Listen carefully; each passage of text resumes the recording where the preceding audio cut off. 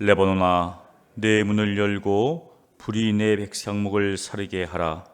너 잣나무여 곡할지어다. 백향목이 넘어졌고 아름다운 나무들이 쓰러졌음이로다. 바산의 상수리 나무들아 곡할지어다. 무성한 숲이 엎드러 졌도다. 목자들의 곡하는 소리가 나며 그들의 영화로운 것이 쓰러졌음이로다. 어린 사자의 부르짖는 소리가 나며 이는 요단의 재랑이 쓰러졌음이로다. 여호와 나의 하나님이 이르시되 너는 잡혀 죽을 양떼를 먹이라. 사들인 자들은 그들을 잡아도 죄가 없다 하고 판 자들은 말하기를 내가 부유하게 되었은즉 여호와께 찬송하리라 하고 그들의 목자들은 그들을 불쌍히 여기지 아니하는도다. 여호와가 말하노라. 내가 다시는 이 땅 주민을 불쌍히 여기지 아니하고 그 사람들을 각각 그 이웃의 손과 임금의 손에 넘기리니 그들이 이 땅을 칠지라도 내가 그들의 손에서 건져내지 아니하리라 하시기로 내가 잡혀 죽을 양떼를 먹이니 참으로 가련한 양들이라. 내가 막대기들을 취하여 하나는 은총이라 하며 하나는 연합이라 하고 양떼를 먹일세. 한 달 동안에 내가 그 세 목자를 제거하였으니 이는 내 마음에 그들을 싫어하였고 그들의 마음에도 나를 미워하였음이라. 내가 이르되 내가 너희를 먹이지 아니하리라. 죽는 자는 죽는 대로 망하는 자는 망하는 대로 나머지는 서로 살을 먹는 대로 두리라 하고 이에 은총이라 하는 막대기를 취하여 꺾었으니 이는 모든 백성들과 세운 언약을 폐하려 하였음이라. 당일에 곧 폐함에 내 말을 지키던 가련한 양들은 이것이 여호와의 말씀이었던 줄을 알지라. 내가 그들에게 이르되 너희가 좋게 여기거든 내 품삯을 내게 주고 그렇지 아니하거든 그만두라. 그들이 곧 은 30개를 달아서 내 품삯을 삼은지라.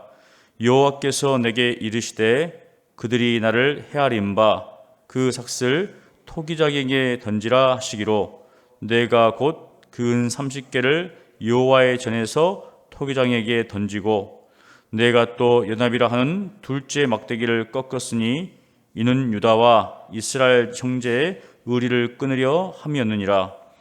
여호와께서 내게 이르시되 너는 또 어리석은 목자의 기구들을 빼앗을지니라. 보라, 내가 한 목자를 이 땅에 일으키리니 그가 없어진 자를 마음에 두지 아니하며 흩어진 자를 찾지 아니하며 상한 자를 고치지 아니하며 강건한 자를 먹이지 아니하고 오히려 살진 자의 고기를 먹으며 또 그 굽을 찢으리라. 화 있을진저 양떼를 버린 못된 목자여, 칼이 그의 팔과 오른쪽 눈에 내내리니 그의 팔이 아주 마르고 그의 오른쪽 눈이 아주 멀어 버릴 것이라 하시니라. 아멘. 오늘도 선포하는 말씀이 여러분에게 은혜와 위로의 말씀 되시기를 간절히 축원합니다. 오늘 본문은 상당히 좀 어렵습니다. 이 새벽에 이 말씀을 이해하는 것이 쉽지 않은데 왜 그럴까? 어떤 학자는 구약 성경에서 가장 난해하다, 까다롭다 이렇게 이야기를 합니다. 그렇다면 정말 이해하기가 어려운가? 함께 읽어보니까 좀 어렵죠. 무슨 내용인지 알 것 같은데 구체적으로 들어가면은 무슨 말을 하는지 우리가 잘 이해가 되지 않습니다. 왜냐하면 어렵다고 생각하는 것이 어떤 구체적인 대상에 이런 어떤 단어들을 매칭시키려고 하니까 이제 어려워지죠. 지금까지 이루어진 역사 속에서 이 말씀이 어떤 나라와 어떤 인물과 참 대칭이 되는가 막 이렇게 생각하다 보면 미궁 속에 빠집니다. 그러다 보면 이 미궁에서 빠져나가기가 쉽지 않죠. 굉장히 이제 헷갈려 버립니다. 그래서 이제 우리가 이 말씀을 보면서 하나님께서 무엇이라 말씀하시는가 좀 깊이 생각하면서 오늘 새벽에 함께 보기를 원합니다. 첫째로 1절부터 3절까지의 말씀인데 어떤 이제 사람은 학자는 10장과 연관되어 있다. 또 다른 학자는 11장의 서원이다. 이렇게 보는 경향이 있는데 그렇게 보는 영향은 10장과는 레바논이라는 단어가 나옵니다. 그래서 10장 10절에 레바논이라는 말이 나와서 11장이 바로 앞에 나오잖아요. 레바논이라고. 그런 것처럼 10장과 연관되어 있다. 또 어떤 학자는 11장에 보면 이제 목자들이 나옵니다. 그래서 11장 3절에 보면 목자들아 곡하는 소리. 그래서 그 11장 4절부터 쭉 보면 이제 목자들이 나옵니다. 이제 목자에 대해서. 그래서 11장과 연관되어 있다라고 이렇게 보는데 저는 10장과 11장의 연장선상에서 이 1절부터 3절까지가 있다고 생각합니다. 중요한 것은 1절부터 3절까지 무엇을 말하고 있는가? 선자는 지금 레바논을 향하여서 또 너 잣나무여 바산의 상수리 나무여 이렇게 말하고 있습니다. 지금 말하고 있는 게 어떤 땅을 향해서 나무를 향해서 말하고 있습니다. 그렇다면 정말 땅과 나무를 향해서 말하고 있는가? 제가 큰 오래된 은행나무 앞에 가가지고 오래된 은행나무요 이렇게 하면 사람들이 지나가다가 저를 보고 어떻습니까? 비도 오는데 아마 조금 이상한 사람이라고 보겠죠. 지금 선지자는 어떤 대상을 향하여서 빗대어서 지금 말하고 있다는 겁니다. 그렇다면 그 대상이 누구인가? 일반 백성이 아니라 권력을 가지고 있는 지도자들을 빗대어서 상징적으로 지금 이야기를 하고 있다는 것이죠. 그들을 향해서 곡하라. 남부를 곳이 없는 사람들을 향하여서 권세자들을 향하여서 애통해라. 곡하라 이렇게 하고 있습니다. 왜 그러는가? 여기 보니까 백향목이 넘어졌고 아름다운 나무들이 쓰러졌고 무성한 숲이 엎드렸기 때문에 정말 쓰러지지 않을 것들, 넘어지지 않을 것들이 넘어졌다는 것이죠. 즉 그들에게 닥칠 재앙으로 인해서 곡하라라고 합니다. 영어로 온 것이 요단이 자랑이 쓰였기 때문에 곡하라는 것이죠. 결국 그들이 의지하는 것들, 그런 모든 것들이 쓰여진다는 것입니다. 사랑하는 성도 여러분, 이 땅 가운데 참 가진 자들은 또 권력 있는 자들은 자랑할 것이 많죠. 그런데 이 자랑과 세상적인 자랑과 또 교만은 바로 우리가 알듯이 패망의 선봉이죠. 패망의 지름길입니다. 넘어짐의 앞자리가 되는 것이죠. 어떤 사람이 로또에 당첨되는데 굉장히 소심한 사람이고 회사에서도 항상 주눅들어 있는데 딱 1등에 당첨된 후에 달라졌대요. 마음이.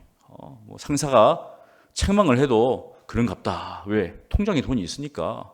언제 얻었습니까? 그만둘 수 있다는 거예요. 데이트도 못 해봤는데 있으니까 이제 한번 해보고. 그런데 이렇게 이야기하더라고요. 왜 그렇게 부자들이 거만한지 알겠다. 가진 게 있으니까 이제 뭔가 다르다는 거예요, 마음이. 그런데 몇백을 가지고 있는 사람들은 얼마나 그 마음이 부유하겠는가. 무엇입니까? 세상적인 자랑이 많아질수록 사람들은 교만해진다는 것이죠. 그런데 하나님은 교만한 자를 대적하신다는 겁니다. 그래서 하나님의 적이 되기를 원하면 교만해지면 됩니다. 그런데 어떻습니까? 하나님의 은혜를 받으려면 겸손해야 되겠죠. 그래서 하나님은 겸손한 자에게 은혜를 주시기에 결국 하나님은 이 땅에서 권세하는 자를 향하여서 너희의 그 교만과 너희의 자랑이 무너질 것이다. 그렇게 지금 말하고 있습니다. 이어서 4절부터 17까지를 보면 목자와 잡혀 죽을 양이 나옵니다. 하나님은 선자에게 잡혀 죽을 양떼를 먹이라. 아니 살 양을 먹여야지 잡혀 죽을 양을 먹이는 게 좀 이상하잖아요. 참 말이 되지 않는데 어차피 죽을 양떼인데 왜 먹이라고 하는가? 거기에는 하나님의 숨겨진 사랑이 나옵니다. 그 당시 지도자들과는 전혀 다른 하나님의 사랑이 담겨 있다는 것이죠. 5절을 한번 보십시오. 함께 읽습니다. 사들인 자들은 그들을 잡아도 죄가 없다 하고 판 자들은 말하기를 내가 부유하게 되었은즉 여호와께 찬송하리라 하고 그들의 목자들은 그들을 불쌍히 여기지 아니하는도다. 우리가 고대 사회에서 목자는 왕과 지도자를 의미합니다. 양들은 백성이죠. 여러분들이 너무나 잘 아시는 시편 23편은 사실은 여호와는 나의 목자시니 여호와는 나의 왕이시니 이 말입니다. 여호와는 나의 왕이시다. 나의 주가 되신다. 그 말이죠. 그런데 여기 보니까 목자들이 그들의 양떼를 불쌍히 여기지 않습니다. 그래서 여기 보면 그 양떼를 사는 사람들은 여기 산 이유가 무엇입니까? 잡아도 죄가 없다. 판 사람들 어떻습니까? 자기 마음대로 판다는 것이죠. 무슨 말인가? 양떼들이 백성들이 자신의 배를 채우는 수단이고 도구라는 겁니다. 백성이야 죽든 말든 상관이 없다는 것이죠. 자신들의 배만 부르면 된다는 것이 그 당시 왕과 지도자의 모습이었다는 것이죠. 그래서 하나님께서 그 선지자에게 너는 죽을 양떼를 먹이라 이렇게 말씀하십니다. 그런데 이 목자, 이 선지자는 바로 선한 목자가 되는 것이죠. 그래서 그 죽은 양떼를 먹이는데 그 가난한 양떼를 위해서 막대기 2개를 취합니다. 7절에 보면 하나는 은총이라는 막대기와 하나는 연합이라는 막대기입니다. 이 은총이라는 막대기를 통해서 그 양떼를 먹으려고 하는 수많은 외세지요. 이스라엘 주위에 있던 강도들을 막아준다는 겁니다. 또 하나는 연합이라는 막대기인데 바로 남유다와 북왕국 이스라엘이 가려져 있잖아요. 결국은 같은 12지파가 지금 나눠져 있는 상황입니다. 그래서 그 지파를 연합시키기 위해서 묶어주려고 하는 그러한 역할을 한다는 것이죠. 그런데 그와 반대는 목자들이 있습니다. 8절에 보십시오. 8절에 보니까 한 달 동안 내가 그 세 목자를 제거하였으니 이는 내 마음에 그들을 싫어하였고 그들의 마음에도 나를 미워하였습니다. 조금 말씀이 어려운데 여기에서 보면 새 목자가 나옵니다. 한 달 동안에 새 목자를 제거했다. 그래서 이 새 목자가 누구인가 이제 궁금하잖아요. 이 새 목자가 누구인가? 한 달 동안에 새 목자가 누구인가? 그래서 어떤 사람은 역사를 쭉 보니까 이래요. 모세, 그 다음에 아론, 미리암 3명이잖아요. 이제 출애굽 당시에 이 세 사람을 의미하는가? 아니다. 그 당시 이스라엘을 힘겹게 했던 아스루와 바벨론, 또 바사 제국이다. 또 이렇게 이야기하는 사람도 있습니다. 또 어떻습니까? 아니다. 왕이고 선지자고 제사장이다. 가문가면서 어떻습니까? 어려워지죠. 이게 헷갈립니다. 다만 추측일 뿐이죠. 그런데 이 세 목자는 일종의 상징으로 볼 수 있습니다. 이 세 목자는 당연히 어떻습니까? 제거됨을 받았기 때문에 바로 하나님을 경외하지 않는 그러한 백성들을 억압하는 그러한 지도라고 우리가 볼 수가 있습니다. 선지자가 그들을 제거하는데 한 달 동안에 세 목자를 제거했기 때문에 굉장히 신족하죠. 한 번에 제거했는지 아니면 순차적으로 제거했는지 그건 안 나와 있지만 한 달 안에 다 제거했다는 겁니다. 또 그 다음에 보니까 그들이 미워했다고 하는데 이 보면 내 마음에 그들을 싫어했고 그들의 마음에도 나를 미워하였습니다. 이것은 새 목자가 아니라 백성들이 이 선자를 싫어했고 또 이 선자도 그런 말미암아서 미워했다는 겁니다. 결국 무엇인가 하면 이제 그런 어떤 상황이 되니까 이 선지자가 그들을 먹이기를 포기합니다. 그래서 9절에 보면 이렇게 이야기하죠. 내가 이르되 내가 너희를 먹이지 아니하리라.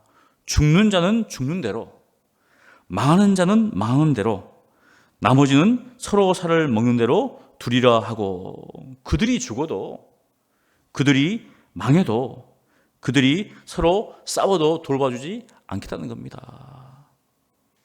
즉 그것은 은총과 연합이라는 막대기를 꺾어버리는 것으로 나타납니다. 은총의 막대기를 꺾어버림으로 모든 백성들과 세운 언약을 폐하고, 즉 무엇입니까? 그들의 주위의 어떤 세력으로부터 더 이상 보호해주지 않겠다. 그리고 연합이라는 막대기를 꺾음으로 유다와 이스라엘 형제의 의리를 끊어버렸다는 것이죠. 여러분, 은총의 막대기를 꺾었을 때 그 백성들 가운데 가련한 백성들이 있었습니다. 그 양들이 이것이 여호와의 말씀인지를 인정했다는 것이죠.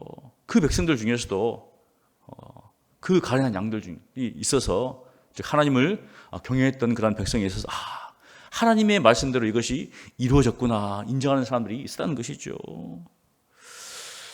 그런데 여기에서 이제 궁금한 점이 있습니다. 그렇다면 하나님께서 양떼를 먹이라고 한 그 선지자는 도대체 누구인가? 스가랴인가? 12절에 그 궁금증을 이제 해소해 줍니다. 12절이 그는 목자로서 이제 일한 품삯을 요구합니다.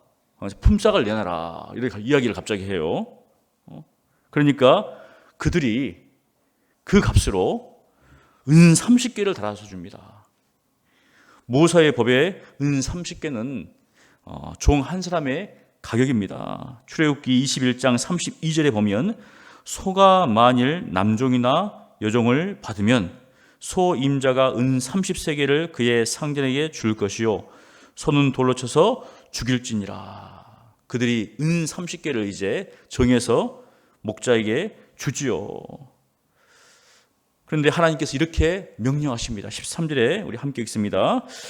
여호와께서 내게 이르시되 그들이 나를 헤아린 바 그 삭슬 토기장에게 던지라 하시기로 내가 곧 그 은 30개를 여호와의 전에서 토기장에게 던지고. 이게 도대체 무슨 말인가? 마태복음 속에 보면 이와 연관된 내용이 나옵니다. 바로 대제사장과 예수님, 즉 이제 유다와 관련된 이야기죠. 가룟 유다가 예수님을 팔고 은 30개를 받습니다. 그런데 후에 어떻습니까? 스스로 깨닫죠. 그래서 이 성전에 주고 성소에 던져놓고 스스로 목을 메어 죽습니다. 그런데 대제사장이 어떻습니까? 그것을 탁 받아가지고 성전고에 채운 게 아니라 이것은 핏값이다. 그래서 성전고에 넣을 수 없다. 옳지 않다. 그래서 이것을 가지고 토기장에 바치를 삽니다. 여기서 우리가 알 수 있는 것은 바로 하나님께서 양떼를 먹이라고 하신 이 선지자는 곧 메시아구나. 메시아 누굽니까? 우리의 주가 되신 예수 그리스도죠. 그것을 지금 예표하고 있다는 겁니다. 예수님께서는 우리의 선한 목자가 되시죠. 하나님께서 예수님을 보내신 것은 바로 이스라엘 민족을 하나님께로 돌이키기 위해서. 마태복음 23장 37절에 보면 이렇게 나옵니다. 예수님께서 예루살렘을 향하여서 탄식하시죠. 예루살렘아 예루살렘아 선자들을 죽이고 내게 파송된 자들을 돌로 치는 자여 암탉이 그 새끼를 날개 아래에 모음같이 내가 내 자녀를 모으려고 한 일이 몇 번이더냐. 그러나 너희가 원하지 아니하였도다. 하나님께서 어떻습니까? 수많은 선자를 보냈죠. 그리고 자기 아들까지 보냈습니다. 그런데 그들은 결국 하나님을 거역했죠. 끝까지 거역했습니다. 그래서 이제 하나님은 다른 목자를 세웁니다. 그 목자는 거짓된 목자라고 이야기합니다. 16절을 한번 보십시오. 보라, 내가 한 목자를 이 땅에 일으키리니 그가 없어진 자를 마음에 두지 아니하며 흩어진 자를 찾지 아니하며 상한 자를 고치지 아니하며 강건한 자를 먹이지 아니하고 오히려 살진 자의 고기를 먹으며 또 그 굽을 찢으리라. 여기 보면은 없어진 자를 마음에 두지 않는다. 예수님은 잃어버린 한 양을 찾기 위해서 그 목자가 둘이 다닌다고 하는데 이 목자는 없어진 것 별로 두지 않습니다. 흩어진 자 찾지도 않습니다. 상친 자 어떻습니까? 상치 않는 자들 고치지 않아요. 왜냐하면 이 양떼는 자기가 지금 먹어야 될 거거든요. 이거는 자기의 배를 채우기 위한 그런 도구에 불과하기 때문에. 그래서 하나님께서 어떻습니까? 그 못된 목자를 벌하시겠다 그렇게 하십니다. 그래서 칼로 그의 오른팔과 오른쪽 눈을 멀게 하겠다. 팔은 능력이죠. 능력을 없애버리겠다. 눈은 어떻습니까? 볼 수 있는 분별력이죠. 즉 무능하게 만들고 무지하게 만들겠다는 겁니다. 하나님께서 그 목자를. 사랑하는 성도 여러분, 그렇다면 우리는 누구를 따라가시겠습니까? 못된 목자를 따라가시겠습니까? 아니면 선한 목자를 따라가겠는가? 당연히 선한 목자를 따라가야 되겠죠. 우리가 길을 잃고 방황하다가 살아갈 때 하나님께서 우리를 부르셨습니다. 예수님을 믿게 하시고 이제는 그분을 따라가게 하셨죠. 그분이 우리의 생명이시고 그분이 우리의 길이시고 그분이 우리를 선하게 인도하시는 목자가 되십니다. 그분께서 우리를 위해서 목숨을 버리심으로 우리에게 참된 생명을 주셨습니다. 그러니 오늘 하루도 그분께 나아갑시다. 그분을 따라갑시다. 예수님에게만 참된 양식이 있고 참된 생명이 있고 참된 평안이 있고 참된 기쁨이 있습니다. 이러한 은혜를 오늘도 누리시는 여러분 되시기를 간절히 축원합니다. 기도하겠습니다. 거룩하신 하나님 감사합니다. 오늘도 이 말씀을 통하여서 참으로 죽을 양떼를 살리시기 위해서 먹이시기 위해서 하나님께서 놀랍게 상하시는 모습을 우리에게 보여주시니 감사합니다. 영원히 죽을 수밖에 없는 저희들을 구원하여 주시고 이런 참된 목자가 되시사 저희들을 인도하시니 너무나 감사합니다. 오늘 하루도 선한 목자신 예수님을 따라 살기를 원합니다. 여러 가지 유혹이 있고 시험이 있다 할지라도 좌우로나 우로나 치지 않게 도와주시옵시고 오직 주님만을 따라서가는 저희들 되게 하여 주시옵소서. 주님의 도우심을 온전히 구하오니 주여 오늘도 은총을 나려 주시옵소서. 예수님 이름으로 기도합니다. 아멘.